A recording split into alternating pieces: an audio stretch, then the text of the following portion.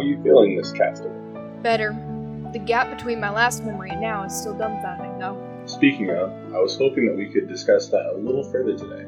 Sure. What do you want to know? We'll start off with the usual. Have there been any changes in your earliest memory? It's still just fragments. Chipped images, bits and pieces of memory. I can't make sense of it. It's like I lived the life of someone else. You did knock some screws loose with that stunt, if you don't mind me saying. But let's not focus on that. You said you remember details from the incident in your appointment request. Could you elaborate on said details? How well can you remember them? Vividly.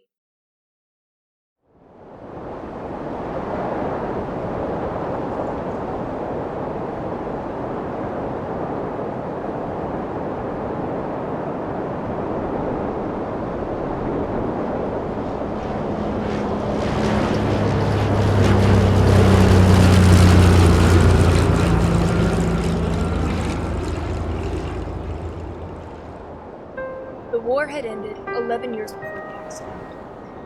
Anywhere that wasn't self-sustaining was falling apart, and most jobs were shut down. However, the Ark was unique. During the course of the war, and even the Depression, we had managed to piece together a vessel of our own. All told, we were doing fairly well.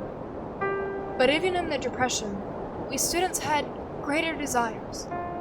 I had greater desires.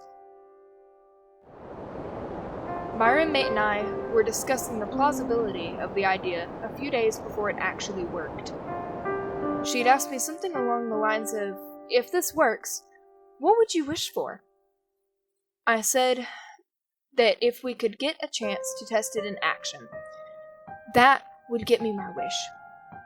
We briefly discussed the plausibility of using the Erudition, but I dismissed it. There was no way in hell that the college would provide 2 students a starship, and put it at risk, no less. Yet, my wish was granted. Our astrophysics professor caught us in the labs a few days later, running critical tests toward the project. He watched as a small prototype of the drive transitioned from one end of the room to the other. Its functionality wasn't a matter of if. We knew it could. It became a matter of how. And after our professor made some calls, that was answered too. Within 24 hours, we were given the clearance to use the Erudition, however we saw fit in order to get the drive working. The head of science would oversee our work, and, if successful, would divert funding to make the drive easier to build. Cheaper even. It was here, within the next few days, that we could change the course of humanity. Change it from one of self-destruction to one of preservation. On a very tiresome night, we let the head of science take over. To our surprise, the drive was ready to go the next morning, with the assurance of our overseer. When testing the device in the labs, we had always limited its power and range. When we began the jump, though, something went awry. Where 2 students had worked cautiously and methodically over the course of months, being sure not to screw something up, the head of science managed to screw it up in a day. The one we thought would have understood the sensitivity of the drive. The one we thought would have been smart enough to follow our instructions. The one who disabled the drive's limitation. I took it upon myself to fix the problem.